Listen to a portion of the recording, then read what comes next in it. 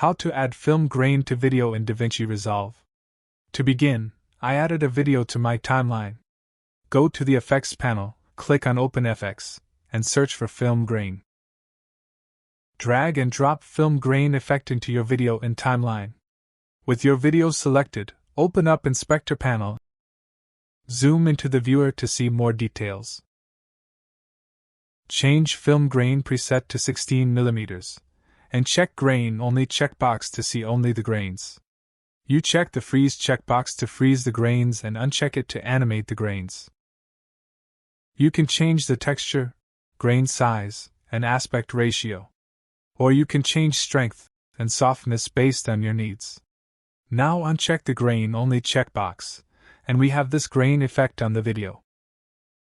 Anyway guys, thanks for watching and I hope you found this useful.